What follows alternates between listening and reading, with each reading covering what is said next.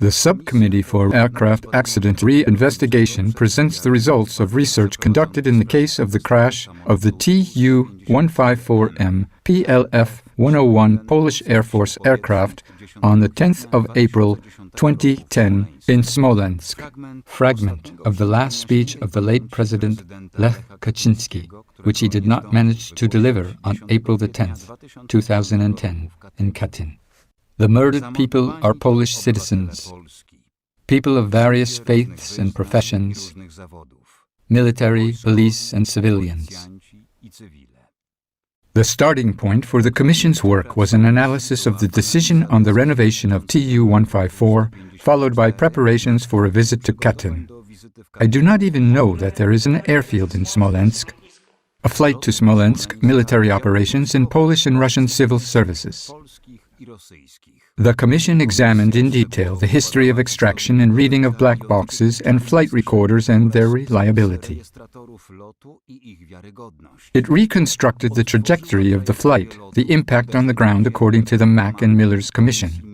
The path of the test approach and departure to the second incident of TU-154M pilots was thoroughly examined, which has not been done so far because it was assumed that the examination of events after a hypothetical hit on the birch tree is no longer relevant. The Commission, in cooperation with NIAR, National Institute of Aviation Research in Wichita, USA, Military University of Technology in Warsaw, and Institute of Aviation, reconstructed the structure of TU-154M with millimeter accuracy and simulated its flight and impact on the ground. The exact distribution of the aircraft remains over the entire area of its destruction, and the bodies of fallen passengers was also reconstructed. An important part of the Commission's research was played by simulations of explosions in the left wing and in the center plane of wing, reconstructions of the disintegration of individual parts of the aircraft and pyrotechnic experiments. The decision-making process for the investigation of the crash was also analyzed, as well as the proceedings of the prosecution and aviation commissions. At the request of the subcommittee, studies were carried out in the USA on the remnants of traces of explosives on the remains of TU-154M No. 101 and TU-154M No. 102 aircraft. Moreover, a huge number of calculations and hundreds of analyses were carried out in the field of physics and aerodynamics, which confirmed or ruled out possible hypotheses of events of April the 10th, 2010. Correlation of the results of all these studies allowed to answer what actually happened over Smolensk on the 10th of April 2010. The key factor enabling reliable verification of the report of Russian General Tatiana Anodina and the report of the administration of Donald Tusk under the leadership of Minister Jerzy Miller was to reconstruct the model of the plane and to carry out appropriate finite element simulations in the LS-DYNA program. This was done in cooperation with NIAR based on data from the TU-154M plane No. 102 preserved in Poland and thanks to detailed reconstruction of the remains of TU-154M plane No. 101 in the wreck, as well as analysis of preserved technical data of the plane. This is the most accurate and detailed reconstruction and simulation ever undertaken. It consists of over 30 million finite elements. The plane TU-154 No. 102 was scanned, each single part of the plane, and this data was supplemented by a reconstruction of the remains of TU-154 No. 101, additionally supported by the preserved technical data of the plane. For the simulation in the LS-DYNA program, all the finite elements were assigned physical properties of the materials from which they were built. Having such a detailed model of TU-154M, the aircraft was simulated according to the data and position of Mack and Miller Commission. Despite the use of enormous computing power of supercomputers located in Poland and the USA, the conversion of such huge amounts of data took a very long time. This research made it possible to scientifically verify the journalistic theses contained in the reports of Tatiana Anodina and Jerzy Miller and helped to gather evidence indicating the actual causes of the catastrophe, despite the destruction of evidence, falsification of expertise, and dissemination of disinforming theses by the Russian side. According to Minister Miller's statement, the main aim of his report was not to explain the catastrophe scientifically, but to defend the Russian version of the Smolensk tragedy. Either we take care of a uniform message that does not encourage myths and suspicions, or we're going to wring a whip on our own backs.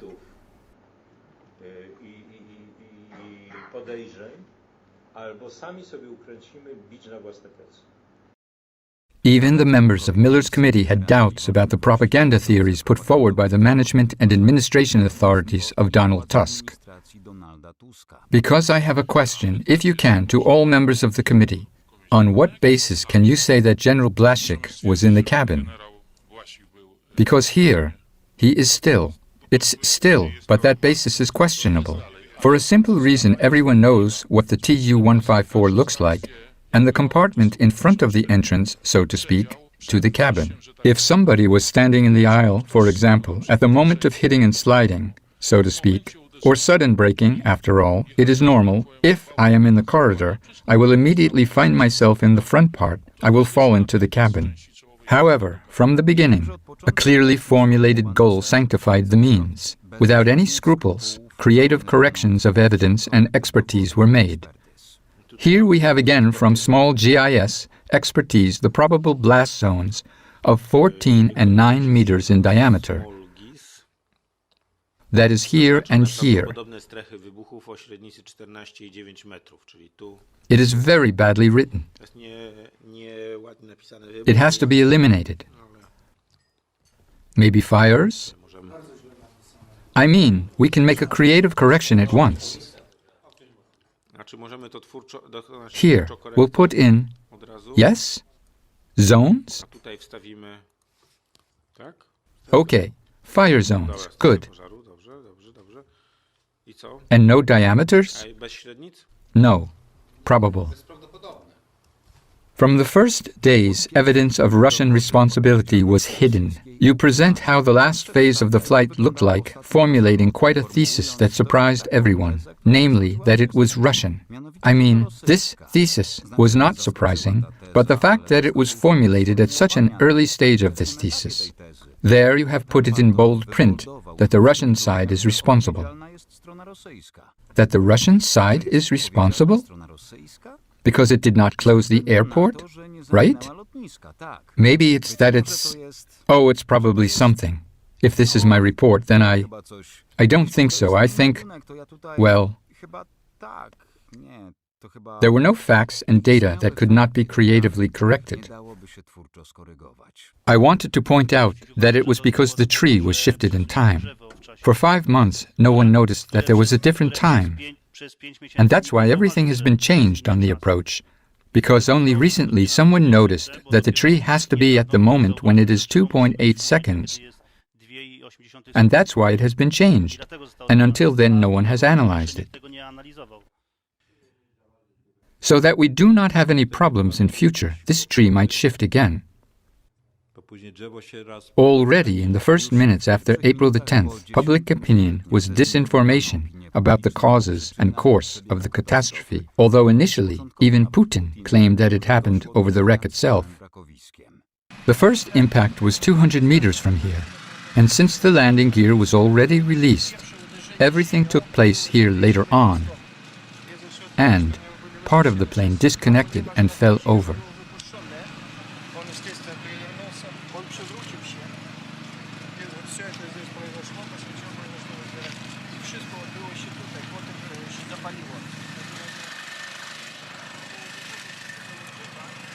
Among numerous false information in the media, a hypothesis about an armored birch tree was particularly strongly promoted, which was supposed to cut off a fragment of the left wing and in effect lead to the destruction of the plane. Therefore, the presentation of the results of the committee's work will begin with a simulation of a collision between the plane's wing and the birch. As the reconstructions of NIAR have shown, a hypothetical hitting of a birch would cause it to cut through the wing of the plane. In this collision, assuming the scenario of Mack and Miller Commission, this TU-154 wing would cut the birch, not the other way around. The birch is cut evenly.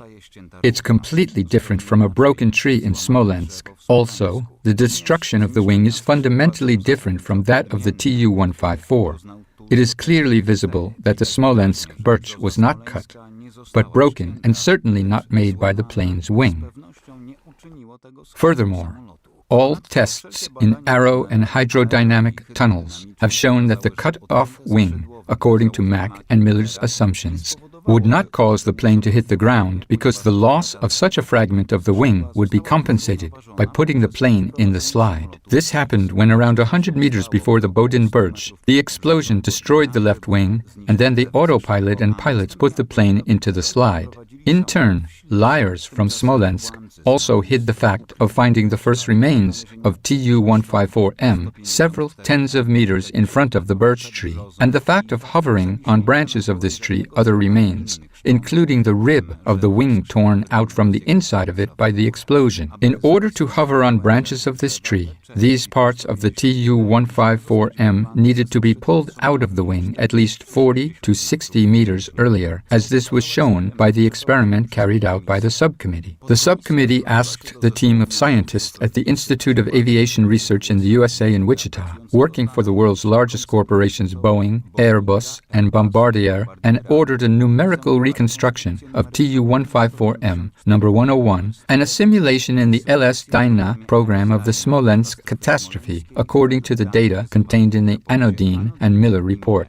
After reconstructing the flight path according to the data from Mack, it turned out that the plane would hit the ground with its wing just behind Bodin's birch tree before it would lift the shed on this plot. It is difficult to even understand how the Miller's Commission could have concluded that the Bodin birch broke the TU-154 wing, flying 5 meters above the ground, without destroying the shed standing there. It is no less difficult to understand how many scientists, politicians, and journalists still repeat this absurd thesis today.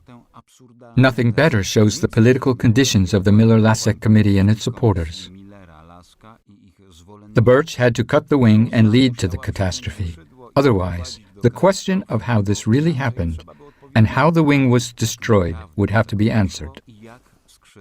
In the analysis of NIAR trajectory, Mack shows, however, that even if the plane flying 5 meters above the ground reached the crash site, it would have fallen in a completely different place than it really happened. The Mack trajectory ends not at all in the place where the first traces of the impact on the ground, the so-called furrows, begin, but many meters to the northwest, and this in a position almost perpendicular to the direction of the scattered remains.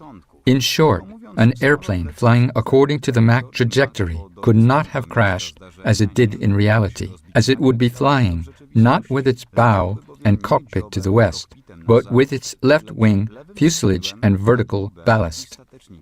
It was then decided to reconstruct the course of the catastrophe according to the parameters indicated in the Miller and Mack report, modifying its path so that it would hit a birch tree at a height of 6.75 meters above the ground, according to the assumptions of the prosecutor's experts, and then fall in the place of the beginning of the furrows in a position inverted by 150 degrees. Thus, it is a reconstruction of the events in line with the opinion of supporters of Miller, Mack, and the prosecutor's office, whose experts say that was CFIT, controlled flight into terrain. Here's the result of this test. The plane, hitting the ground in an inverted position, crushes the fuselage in the part in front of the center plane of wing, but the structure of its structure is maintained. The cockpit moves on the ground at the highest speed to the west. Behind it, there is a center plane of wing not broken in the vertical axis. The center plane of wing slows down much more than the cockpit, probably due to a deeper impact on the ground. The sides of the machine bend inwards, not outwards, as in Smolensk, and the center plane of wing is not broken.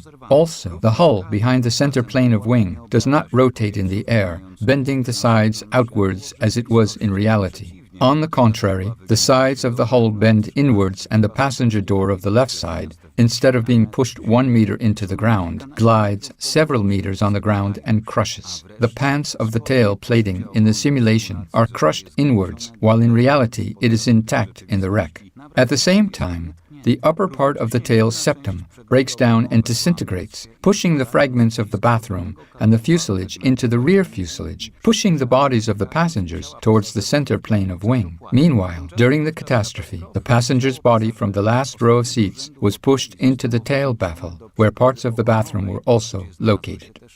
The NIAR simulation starts when the plane hits the ground. For calculations, the conditions given in Miller's and Mack's reports and in the studies of the Military Prosecutor's Office were used. The simulations carried out show drastic discrepancies between the results obtained and the disintegration of TU-154M and the scattering of its parts on the wreck. The first element is the door on the left side of the plane, which has been driven more than a meter into the ground. The simulation shows the process of destruction of this door, which, after a moment of sliding on the ground, bounces and flies in the air many times farther than the TU-154. Already in the earlier simulation, NIAR showed that to knock them into the ground, it takes more than 10 times more vertical speed than the one the plane had. Now, it is clearly visible that at a lower speed, the doors bounce off the ground instead of bumping into the ground. The next element that draws attention is the passenger part of the hull behind the center plane of wing. During a simulated impact to the ground, the roof and sides collapse and are pressed into the interior. A catastrophe visible on the wreck is reversed. The pictures show the roof being torn apart and its sides being rolled up together with the sides outside. The same goes for the middle engine in the tail of the plane. During the simulation, this engine is torn out of its housing and pierces the tail of the aeroplane. On the wreck, it is still in its place inside the tail. The next part of the plane is a pressure bulkhead. It maintains constant pressure in the aircraft fuselage and isolates it from the hermetic tail. During the simulation, the tail of the plane breaks away from the bulkhead attached to the fuselage. On the wreck, on the other hand, we see the tail pulled out and the bulkhead connected to it. The last elements of the presented examples are vertical and horizontal ballasts. According to the simulation, these ballasts broke away from each other. On the pictures from the wreck, it is clearly visible that these two ballasts, despite the damage, were still connected. Finally, one of the most important simulations made by NIAR and the University of Akron, showing that this wing of the plane would cut the birch tree if such an impact were to occur at all. The results of the simulation could be precisely compared with the actual state of the wreck, because the subcommittee, on the basis of tens of thousands of photographs, identified a huge number of parts of TU-154 in the area of the crash site, all of them indicating the real causes of the plane crash. So the TU-154M plane hitting the ground according to the perimeters indicated by Miller's report crashes completely differently than in Smolensk. The results of these studies are consistent with those of Professor Grzegorz Szulaziński, a specialist in the finite element method who conducted a simulation of such a situation. In this case, too, it turned out that an airplane hitting the ground in such a way would neither disintegrate into tens of thousands of fragments nor suffer damage scattering individual parts of the airplane, as it can be seen on the wreck. Unfortunately, Anodina and Miller have never verified their stories, nor has anyone else done so in the last 10 years except the subcommittee. Subcommittee established to re-examine the causes of the crash TU-154M on the 10th of April 2010 in Smolensk. There is no doubt that the tragedy consisted of a number of conscious actions, both in the area of the repair of the plane, TU-154M, number side 101, the way the official governmental delegation to Katyn was prepared. Actually, I do not even know that there is an airfield in Smolensk. I even read the head instructions, which I didn't read when I signed it. In this case, what you did next as the coordinator, which results from the HEAD instructions, nothing. The conscious false bringing the plane to land 1,000 meters in front of the airport by Russian controllers, as well as the failures and explosions that finally destroyed the Tupolev and led to the death of the President of the Republic of Poland, and the entire governmental delegation flying to the 70th anniversary of the genocide in Katyn in 1940.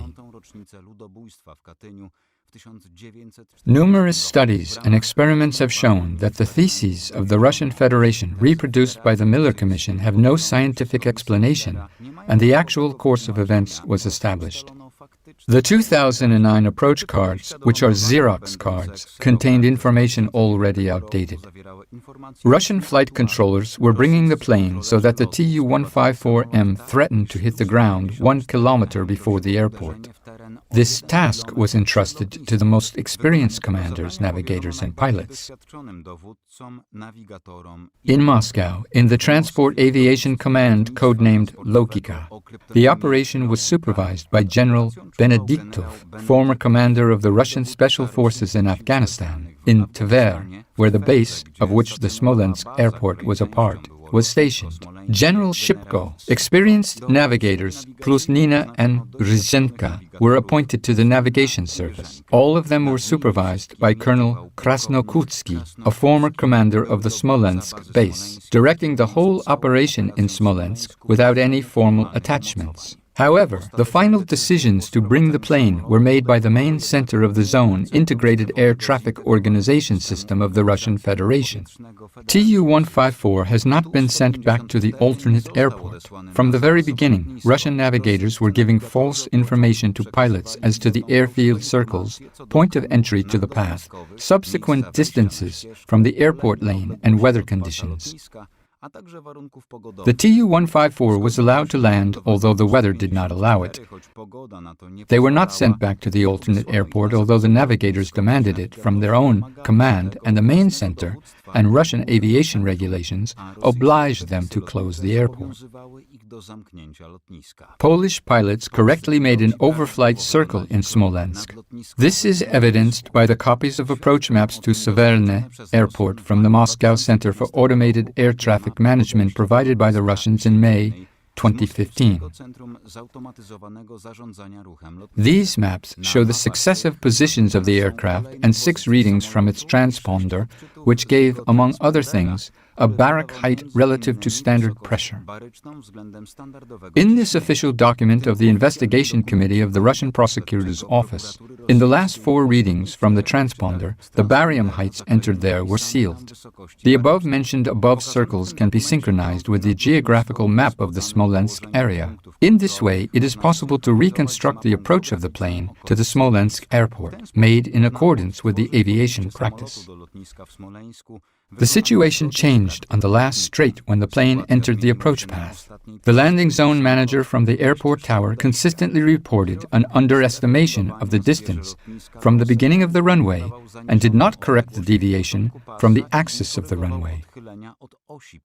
As a result, the plane would have crashed 1 kilometer before the runway and south of it. At a crucial moment, the navigators became silent at all, leaving the plane to their own fate, although they were obliged to make a decision about leaving the plane to the other side, and then gave the command "Horizon" instead. This is a very important case, I mean of the approach to landing performed by Captain Protasiuk. This approach was performed 100% in accordance with the aircraft's flight manual, which describes this in Chapter 6 and 8. He did everything correctly. The airport to which he flew, in Smolensk, was equipped with a very important radar. It was the precision approach radar, where the height of this approach is being decided when the ground is not visible. And what was done in the cabin of this plane was in accordance with the instructions and what this precision approach radar reported. It is very important that the controller working on the radar could at any time, give to the crew their position in relation to the descent path and in relation to the central axis of the runway.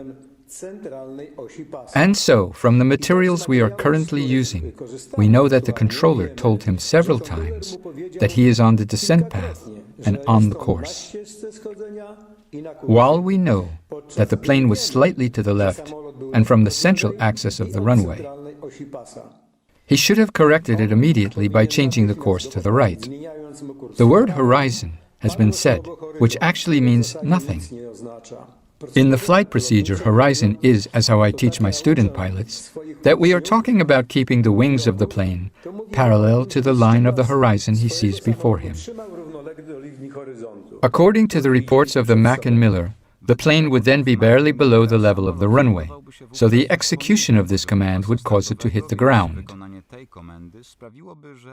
The command, "Go to the other circle," was given by Russian navigators when the plane lost control after the explosion in the wing and loss of the flap. Before that, the Russians had stated that the Polish plane had disappeared from their eyes, although a few dozen minutes ago they were observing the descent of the plane very precisely and carefully, bringing IL-76 and JAK-40. These chaotic actions of Russian navigators were accompanied by their curses, quarrels, and desperate calling for Moscow's help. Meanwhile, Polish pilots approached the airport calmly and precisely. They had no intention of landing, but wanted to make sure that landing would not be possible. The crew was companionate and understood each other. The witnesses perceived the pilots as good professionals, who performed their tasks with particular care for the safety of people flying with them, as well as without the tendency to excessive bravado and risky behavior. The lack of visible signs of personality anomalies or disregard for safety in the name of higher goals confirms the above thesis. There are also no data in the available subcommittee materials that would indicate any shortcomings in the training of pilots. There were no signs of increased tension in the cockpit during the flight. The crew members exchanged standard information on flight parameters and weather conditions. The exchange of information concerning the flight was factual and calm. Individual commands were given and confirmed by the relevant crew members. They were all in agreement and reacted to orders and the command of the crew commander. In the last phase of the flight, there was concentration in the cockpit manifested by the lack of loose conversations unrelated to the task. Situation this was falsely interpreted by the previous commission as silence in the cockpit caused by surprise or shock of the crew and manifested as a kind of decision-making paralysis. Analyzing the whole situational context, it should be noted that this behavior of the crew is proof that the pilots focused strictly on the best possible execution of their action. The pilots had experience in flying with the VIPs, so the flight of the 10th of April 2010 was not a situation causing excessive stress or generating a particularly negative psychological climate for them. The crew was aware of the danger caused by the worsening weather conditions. The actions taken by the pilots indicated properly educated aviation habits and awareness of their skills. The "we're going around" order was issued after making sure that the approach to landing is not possible, which clearly shows that pilots put the safety of transported passengers first. At the prescribed height, immediately after passing 100 meters, the commander gave the command to leave, which the second pilot repeated. A second later, the pilots started leaving in the machine, correcting the position of the plane, including the helm of the height and tilt with slight movements of the yoke. This was carried out in accordance with the provisions of the flight manual. What is more, in 2011, the Prosecutor's Office and the Commission for the Investigation of State Aviation Accidents repeated exactly the same type of departure in order to check if, acting as Captain Protasiuk did, it was possible to go to the second circle. It turned out that the crew of TU-154, number 101, was working properly. This is confirmed by a thorough analysis of the flight parameters recorded in ATM, QAR, and MLP. This fact was obviously hidden from the public.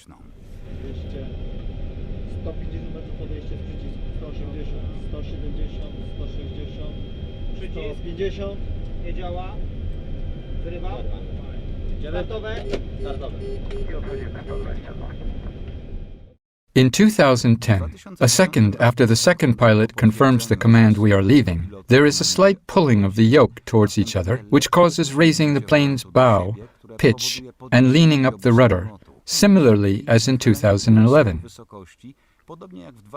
In both cases, after almost 4 seconds, pilots break the autopilot with a strong pull of the yoke to themselves. So the actions in both cases in 2010 and 2011 are similar. But in 2011, the plane slows down the descent speed before the autopilot ruptures, and in 2010, the ATM records show an increase in the descent speed. After exactly 4 seconds, a breakup of the autopilot causes a certain deviation. The fact of leaving for the second circle is confirmed by the Russian navigator reporting to his superiors the course of the crash immediately after the tragedy. A record of his statement is preserved in the Russian version of the talks from the tower, never examined by the Miller Commission. According to the subcommittee, the only explanation for this situation is the manipulation of the records of parameters of the ATM and MLP quick access boxes.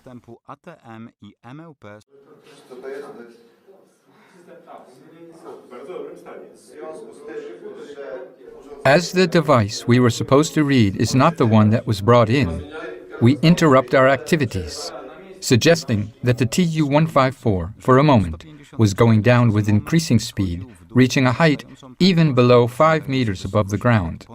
The absurdity of this record is obvious, all the more so as the navigator's readings end at 20 meters, from which, according to the regulations, he should give the height every 5 meters. The plane could not be as low above the ground as Anodina and Miller's reports want, because then it would hit Bodin's shed, which, as we know, did not happen. This is confirmed by the opinion of the most experienced pilots. Both departures in 2010 and 2011 were analogous and had to have the same effect.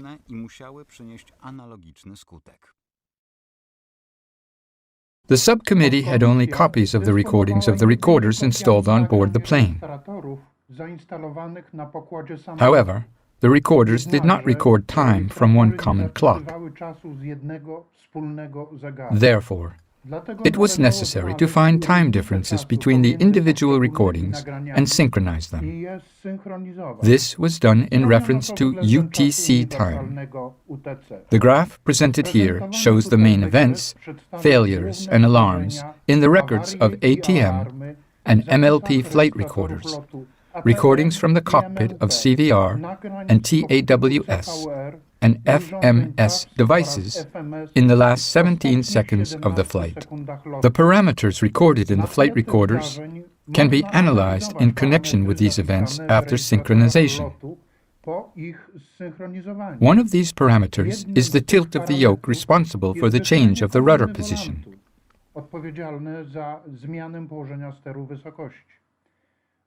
You can see that about a second after the second pilot confirmed the go-around decision, exactly at the moment when the bell rang, informing about reaching the height of the QCIB, the first pilot corrected the autopilot with a light pulling of the yoke towards himself to reduce the descent speed.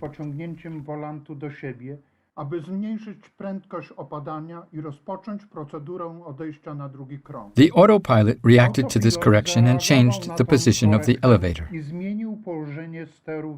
Similar actions were performed during the control flight of the Tupolev side number 102 on April the 15th, 2011. There is a fundamental difference in the aircraft behavior in 2011 and 2010. During the control flight, after correction of the autopilot, the plane reduced the speed of descent, while the trajectory graph of the plane from 2010 shows an increase in this speed, despite the same actions of pilots were performed. Only the cancellation of the autopilot in the longitudinal track was the beginning of the go-around. Another consistent action of the pilot was to break the automatic thrust by moving the engine thrust levers to full range, which increased the engine's rotations. In this way, the go-around procedure was completed. So far, the analysis of the autopilot's direction record, responsible for setting the rudder, has been omitted. It turns out that about 100 meters before the birch tree on Bodin's plot, the plane suddenly started to lean to the left, contrary to the clockwise direction. On the graph of angular velocity of tilt, you can clearly see the moment when this velocity started to suddenly change. The autopilot reacted to this by rapidly changing the rudder position, forcing the plane to slide to the right. This behavior of the autopilot can only be explained by the reaction to the loss of lifting force from the left and the attempt to stop the plane from leaning to the left, as you can see from the diagram depicting the course of the plane tilt.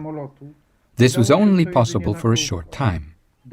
Further damage to the left wing due to aerodynamic forces drastically reduced the lifting force on the left side, and the rotation of the plane could no longer be stopped. At the same time, a few dozen meters before the birch tree, the recorders recorded rapid changes in the vertical overload. As shown by the comparison with the 2011 flight record and the testimony of the Russian navigator seeing the departure of the Tu-154, the aircraft did not accelerate its descent in the last seconds. This indicates manipulation of the radio altitude records in order to attribute to the birch trees the beheading of the wing and causing the crash. Meanwhile, the tragedy actually happened at least 100 meters before the place where the Bodin birch was growing. This is indicated by a precise analysis of the course of events carried out by the subcommittee based on the records of U.S. production equipment, TAWS and FMS, which could not be falsified. Records of the time of events precisely correlated with the location in space, made possible by the satellite map provided by the Allies, show the actual location of the birch and the place of first reactions of the plane to the loss of the wing. It turns out that already 100 meters before the birch tree, the speed sensor of change of the plane's rotation angle reacts decisively, and then the autopilot changes the position of the ailerons and the rudder, putting the plane into the slide. Only a second later, the pilots take the initiative. This allows to keep the plane's course unchanged for about 2 seconds. All this happens in front of the birch tree when the plane has been leaving for a few seconds for the second incident. What led to the destruction of the left wing if it wasn't Bodin's armored birch? At that moment, the plane was flying over an area covered with grass and low bushes and a few trees whose trunk diameter did not exceed 15 to 20 centimeters. There was also no field obstacle that could destroy the wing. On the cutoff points of the wing, characteristic post-explosive curls were visible, and the shape of the destruction indicates the explosive nature of the damage.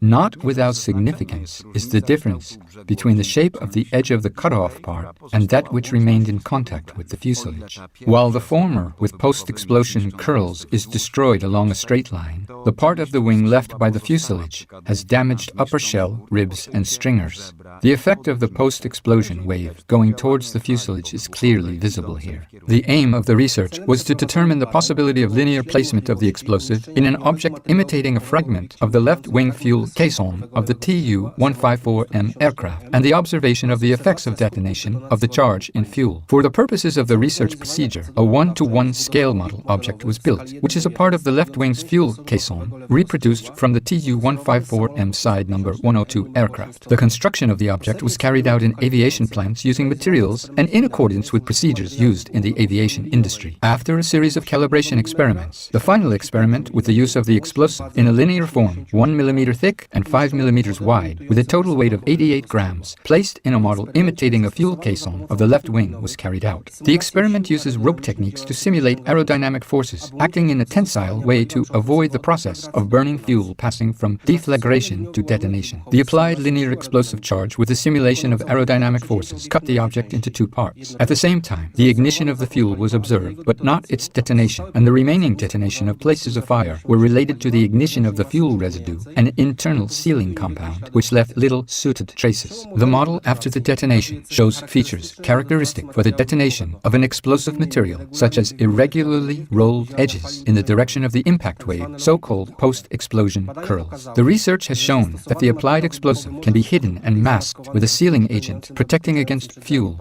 and making its detection difficult. The detonation can be initiated by an external explosive material in relation to the inner space of the fuel caisson. What is important, the experimental research on the model of the fuel caisson allowed to observe characteristic traces of the activity of explosive materials visible in the Smolensk case. The explosion exploded the left wing of the plane so that it cut off the end of the plane, and then the slots and wing flap were destroyed, which ultimately made it impossible to balanced the loss of lifting power and led to the plane turning to the left wing. The same explosion is responsible for the failure of the chassis, altimeter, and left engine, probably as a result of the breakage of the blast debris. The plane was in the air about 1 to 1.5 seconds before the fall. So, during the fall, the left engine had a thrust and RPM equal to 0. The other two engines had a thrust below 16,000 kilograms. The left engine was mostly damaged. The entire low-pressure compressor was destroyed and torn out of the engine. Rotor blades bent or torn out. But in the best condition was the first ventilator rotor, because only one blade was torn out, but all the others significantly bent in the opposite direction of rotation, counterclockwise. This rotor is made of titanium. The rest is made of dural. Additionally, the steering wheel was destroyed and the engine's body was torn and pushed away from where the left engine fell. Most of the left engine was torn off from the tail on fixing beams. The right engine was torn off from the tail early and probably in the air. After the explosion in the wing and the loss of the wing flap, the plane was already in a hopeless situation, and the tragedy was completed by a total power failure about 15 to 7 meters above the ground. This was a result of the second explosion, this time in the center near the general salon. It was this charge that killed the salon's passengers by scattering their remains over a distance of almost 100 meters, blew up the left passenger door, and so destroyed the left center plane of wing that its first girder burned. From the explosion flew 80 meters to the northeast, and the rear part of the hull behind the center plane of wing, with the sides turned outwards, fell 50 meters behind the explosion site. The scattering of parts of falling and damaged branches over 80 meters in the north-south axis indicates a violent disintegration of the plane in the air. Some of the shrapnels also carried characteristic traces, microcraters on their surface, corresponding in shape and size to the traces created on the shrapnels after the pyrotechnic experiment carried out by the subcommittee. This feature is characteristic of the damage caused by detonation. The most terrible thing was the destruction in the center. What happened here could not be hidden even by Russian specialists, who described exactly how the left wing was destroyed by an internal explosion. The top cover torn out, the pants bent down, the ribs torn and destroyed, and finally the first girder of the left wing, thrown tens of meters forward, was a sight that could not be hidden.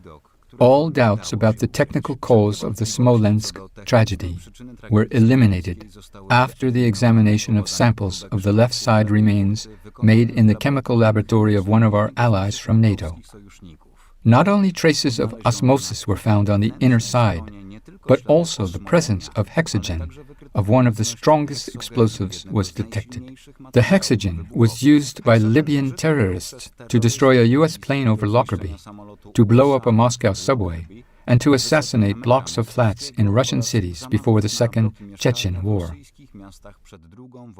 The animation you are watching shows on the left side of the screen these two pieces of the board on which traces of the explosive hexogen were identified.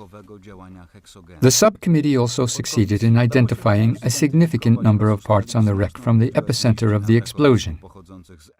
These are, among others, a fragment of the rib number 2L center plane of wing from the district of the county number 41, identified in sector 1, fragment of the girder number 1 center plane of wing at frame number 41, identified in 1 sector, a fragment of the left-hand side of the first luggage compartment and the third technical compartment with a fragment of the left-hand nose of the center plane of wing and air conditioning components at frame number 41, identified in sector 1. Constructional node of the fuel tank, ballast tank, fixing the girder number 1 center plane of wing, rebate number 41, rib number 3L, identified in sector 1. A section of the port side of the third technical compartment with air conditioning components identified in Sector 3. A fragment of the top cover of fuel tank number 4 at girder number 1, center plane of wing, identified in Sector 6. A fragment of girder number 1, center plane of wing, located in the structure of the aircraft at the frame number 41, together with opaque fragments of ribs, identified in Sector 7. Directional and height rudder mechanism fixed in the aircraft structure to the girder number 1, center plane of wing at frame number 41, identified in Sector 7.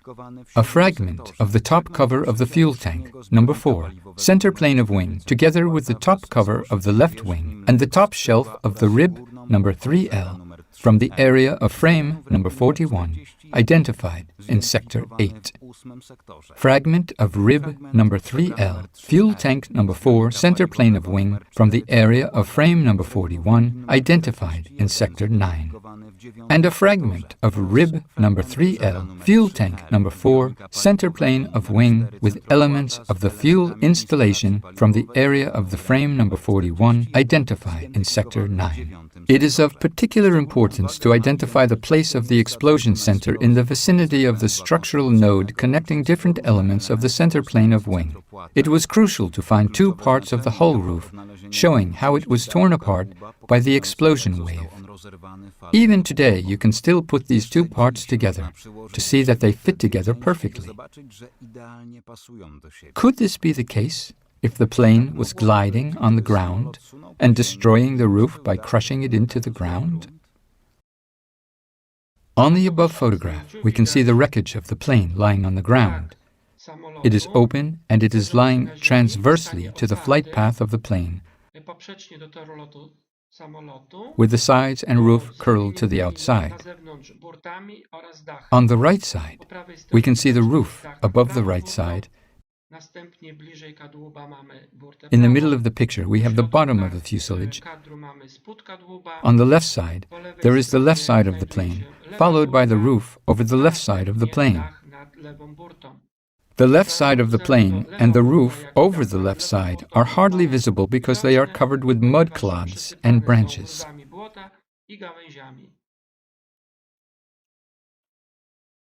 Jeszcze lepiej widać to na zdjęciu lotniczym, gdzie widoczny jest dach nad prawą burtą.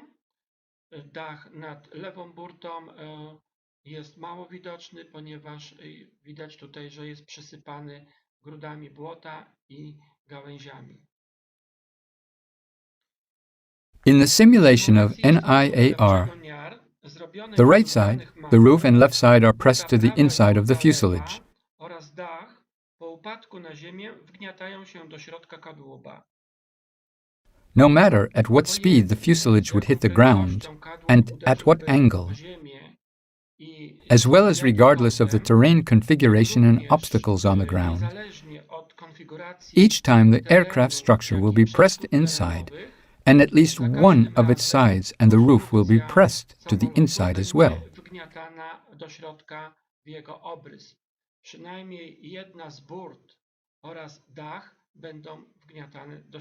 In this view from the ground, it is clear that during this crushing, there were no major tears in the skin of both the sides and the roof.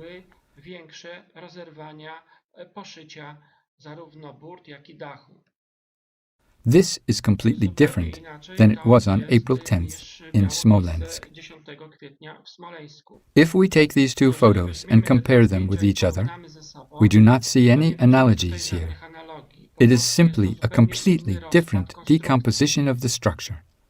So we have to ask ourselves, what caused such a disintegration and the roof to roll up to the outside of the structure? What was the reason? The only reason for this could be the high pressure inside the structure. This pressure must have been rapid when the airplane fuselage was still above the ground surface. Because if it was on the surface and it would have been detonated, then the roof retraction would have been problematic. But now, in such a configuration as it took place in Smolensk on April 10th, it can be seen that it occurred at least just above the ground surface.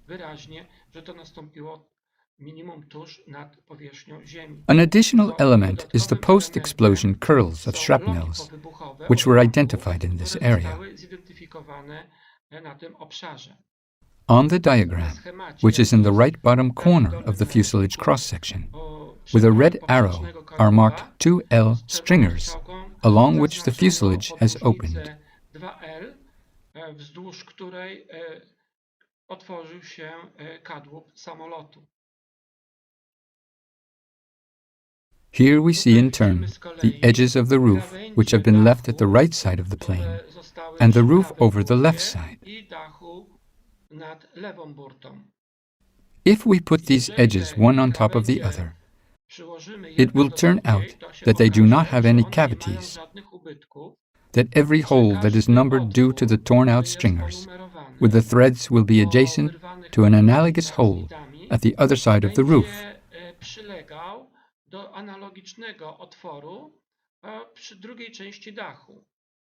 This shows that such destruction did not occur as a result of crushing of those fragments due to the crushing of the wreckage, but only due to high pressure in the middle of the structure.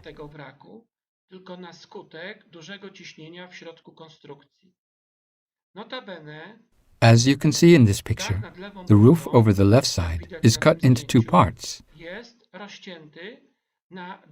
It is not a coincidence that this cut was made mechanically with hydraulic scissors after the event. This part of the roof was also cut off from the left side, so it is practically not visible up close on any ground photo taken after April 11, 2010.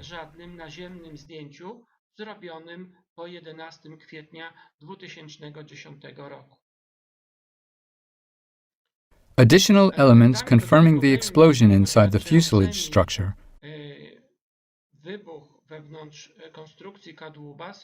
are identified and listed fragments of the left side, which are marked in red, and the right side of the plane marked in blue. The roof is marked in yellow. Groups of these fragments are arranged in such a way that the fragments of the left side are arranged along the northern boundary of the roof. Right side, roof over the right side are arranged along the southern boundary.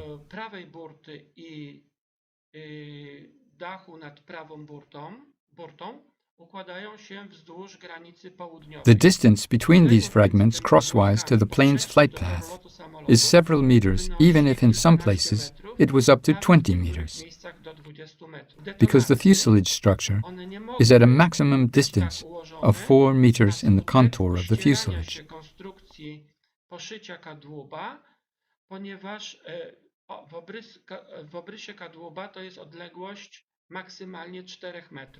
So in this case, it is clearly visible that we are dealing with the destruction of the fuselage due to sudden high pressure.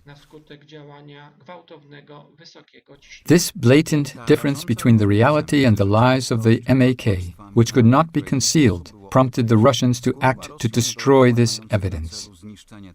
On the 11th and 12th of April, in successive phases, Russian officers cut off the sides of the center plane of wing so as to make it impossible to identify the true shape of its disintegration. The Russians did not mind that in this way they violated the principles of Appendix 13 to the Chicago Convention. They had a guarantee in the form of a helpless group of Polish specialists that no one would disturb them. Donald Tusk's administration will go over it, and no one will inform either the public opinion in Poland or international opinion about it.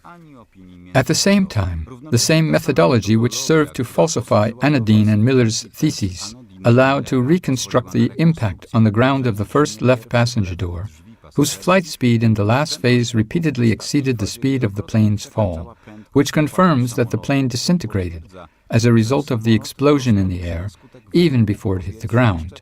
This was confirmed by the research NIAR, which proved that in order to hit the ground to the depth of at least 1 meter, these doors needed to reach the vertical speed of at least 120 meters per second. In turn, the aeroplane fell then already slower than 12 meters per second. This additional energy could only come from the explosion. The reconstruction of the course of events according to Miller's trajectory proves that if the plane had been gliding down the wreck with the roof turned down, the door would have folded, but never hit the ground with its longer part. This evidence is sufficient to confirm the analyses resulting from the scattering of the aircraft's remains and the damage in the center plane of wing ballast caisson.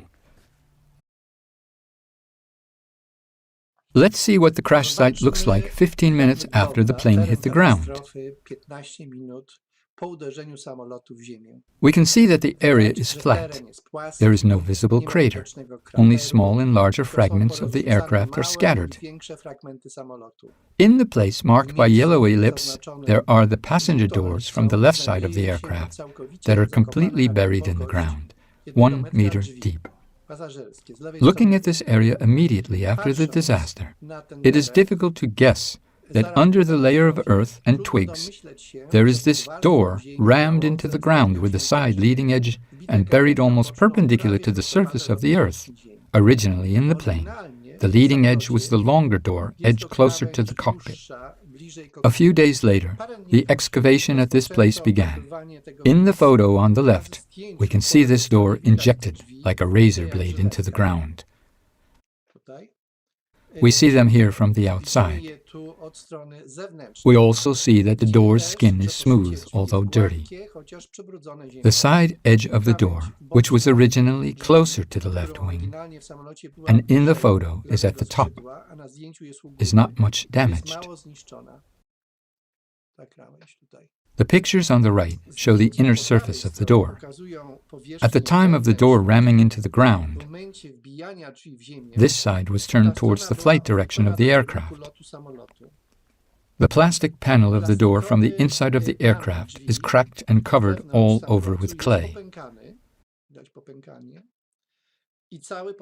Under this panel, human remains were found in the inner door structure. These remains had to penetrate the door first, before the door was blasted out of the plane. The lower corner of the door, originally at the bottom near the wing, is completely torn out. Here, in the lower right photo, we can see this door from the inside. It is already cleaned at the storage site and without a plastic panel. We can see the missing fragment near the window edge stuck in the ground. This fragment was found slightly deeper. Above and left, in the yellow ellipses, we can see how this fragment, which penetrated the deepest into the cohesive clay, was excavated. This fragment was torn out by the resistance of the soil, but remained there next to the lower edge. In the red ellipses, or circles, we can see how the soil pressure bent up fragments of the lower edge and a fragment of the upper edge by the fact that these doors were injected into the ground and the resistance of the earth was acting upwards. For the purpose of numerical virtual experiment using the predictive model of the aircraft impacting into the ground, NIAR tested the Miller assumptions. The initial conditions are as follows. The plane touches the ground with the stump of the left wing and the stump of the left horizontal stabilizer. It is rotated 150 degrees relative to its own axis, that is, almost upside down. Its vertical speed is almost 18 meters per second, and its horizontal speed is 76 meters per second. We can see that as a result of the impact of the 80-ton plane into the ground, a vast crater is formed in the virtual experiment, in some places deeper than 1 meter. We can see the north scratch from the left wing and the south scratch from the left horizontal stabilizer. Both progress into the main crater made by the fuselage. We also see the trace of the right wing on the impacted soil as it touched the ground. Such a crater with all the signs we can observe in the results of the simulation is a signature, a testament to the effect of the impact by a particular mass of a particular shape at a specific vertical and horizontal speed. There is no such a crater in Smolensk. Let's see how the passenger door on the left side of the fuselage is destroyed in this simulation caused by this plane's fall into the ground. What will happen to the door? Will the door be buried perpendicular to the ground in the location where the real door was excavated? Let's look at the virtual experiment of the destruction of the door.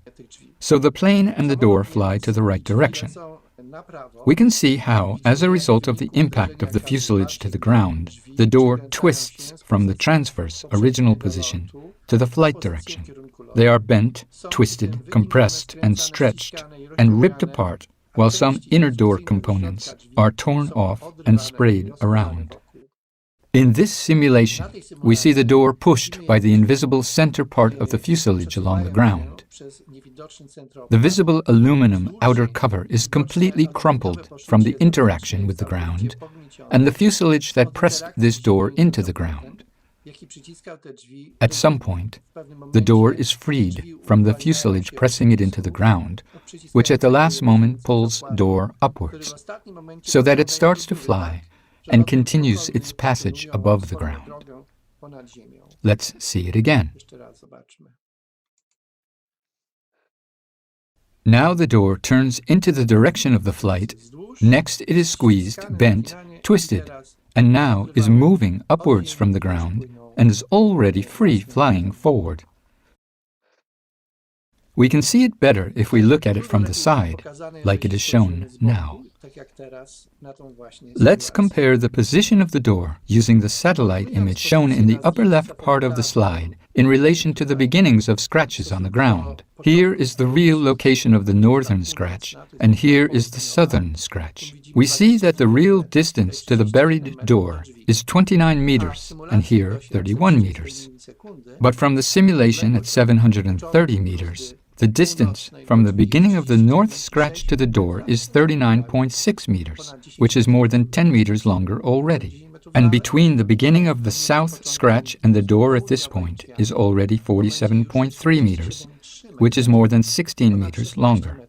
The door that should be buried perpendicularly to the ground in the yellow ellipse has missed this point and has been moved further along the ground to finally fly above the ground, and the door will fly an additional 50 to 60 meters more before falling back to the surface of the ground. We can estimate it using the velocity components chart for this door.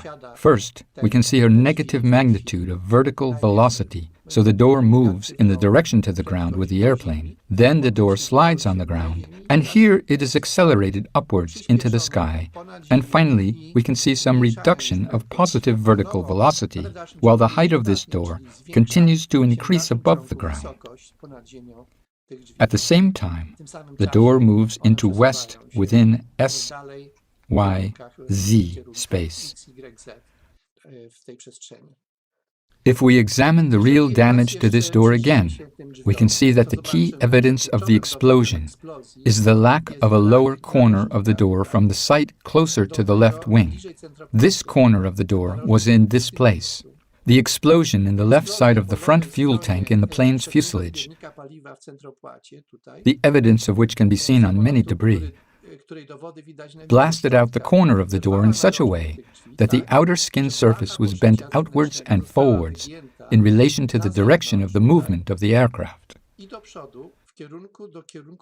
The direction of movement of the aircraft is from right to left. That is, if one considers a possible contact with the ground, then the soil would move relative to this door from left to right.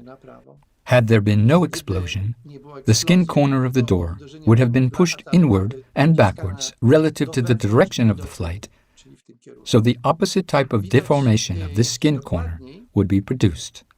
This damage mechanism can be seen even more precisely on the door frame below the door, where the same shock wave also passed through. We can see the deformation of the structural part of the lower frame of this door. The frame is bent upward and forward, showing clearly the vector of the force generated by the same shock wave. Virtual experiments conducted by NIAR have shown that in order to achieve the effect of injecting the door 1 meter deep perpendicular into the ground and obtain similar damage as the damage in the real door, the vertical speed must be greater than 125 meters per second, and the horizontal speed must be less than 30 meters per second. Since the speed of the aircraft's fall and therefore the door was only 18 meters per second according to the MAK report, much more energy was needed so that this speed could be increased to at least 125 meters per second. This energy, of course, came from the explosion in the fuselage while the plane was still above the ground. It was necessary for the airplane to be above the ground at this moment, so that the door was rammed into the ground and slightly to the back was able to turn and fly into the ground, rammed vertically like a blade, while reducing the horizontal speed from 75 meters per second to 30 meters per second. The speed at which the door was shot into the ground must have been at least 125 meters per second.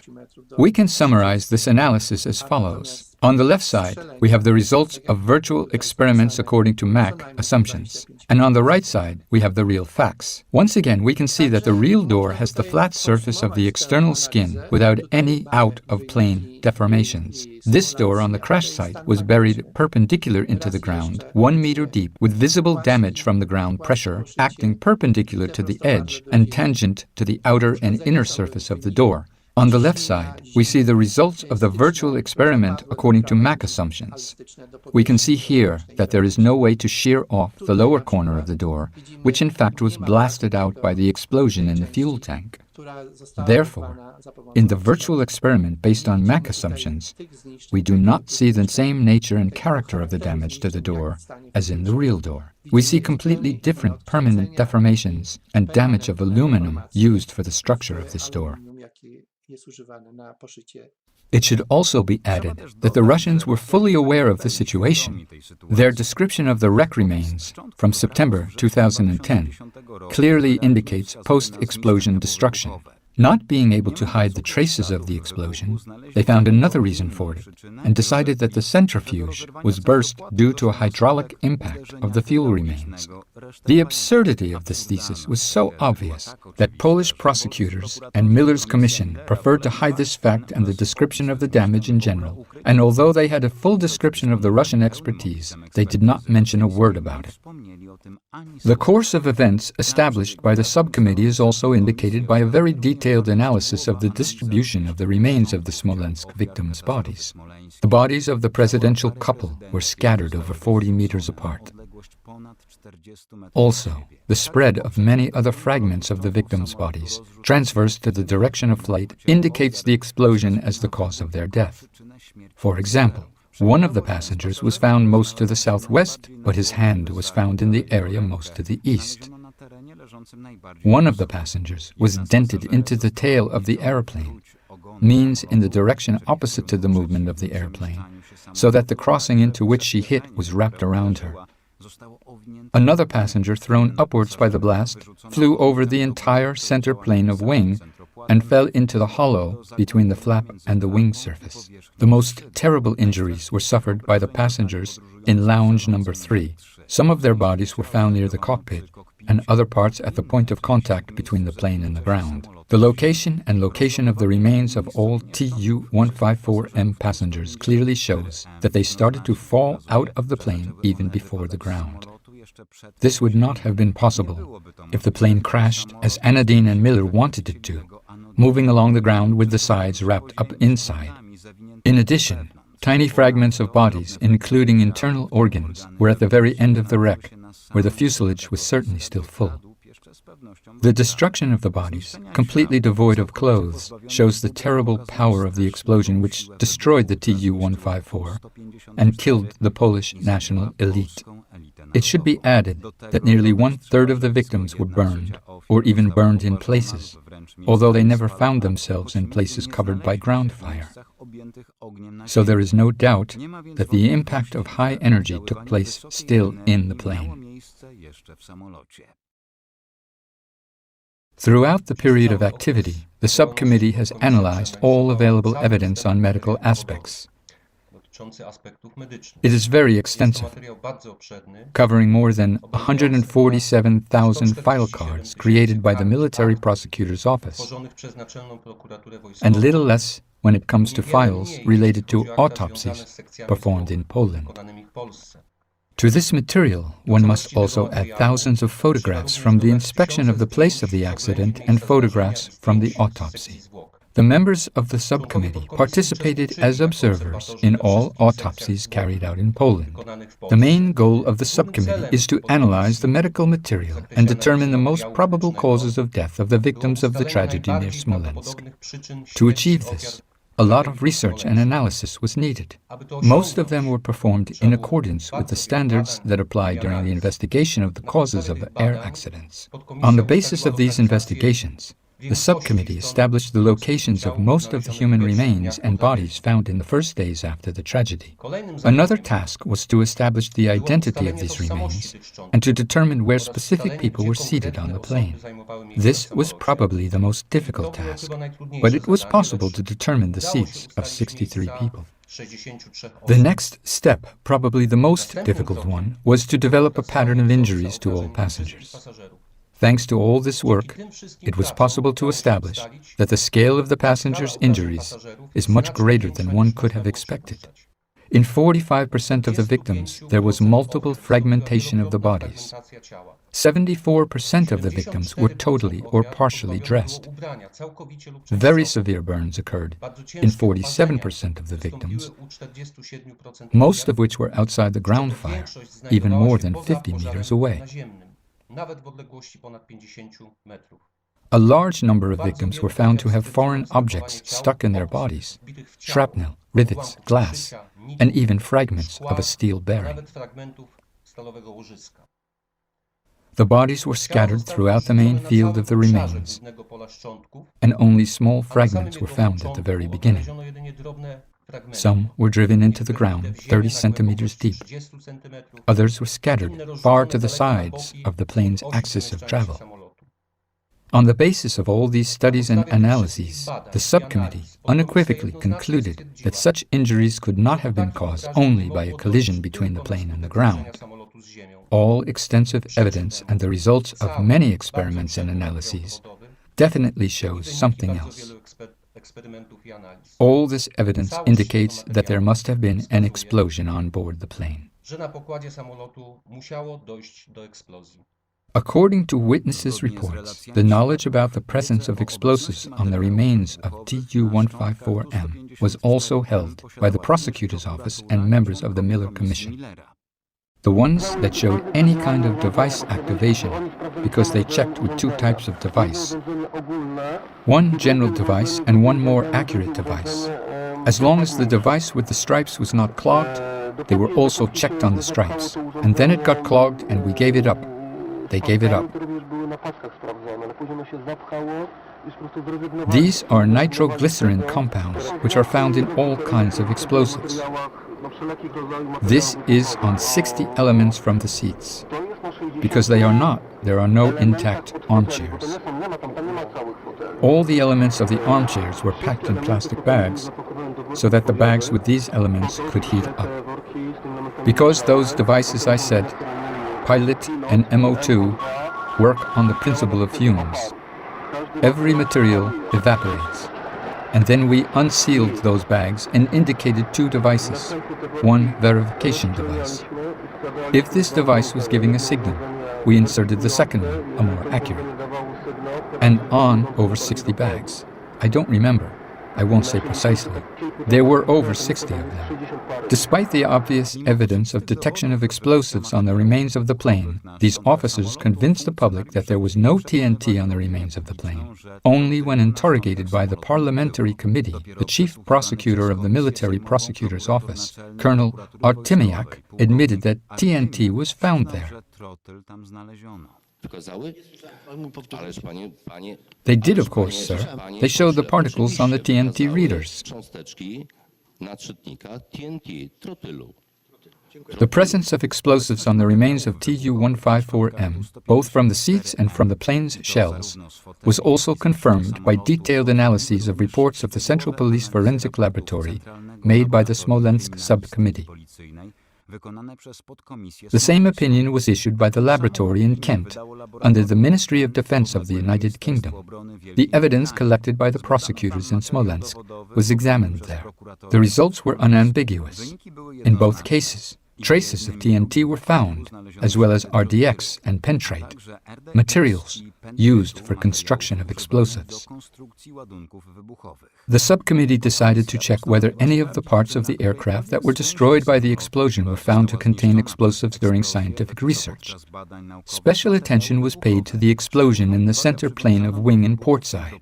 The results of the tests were analyzed and collated with information about swabs and sample numbers from the analytical works starting from September 2012 in Smolensk to the recently conducted tests in the laboratories of our NATO allies.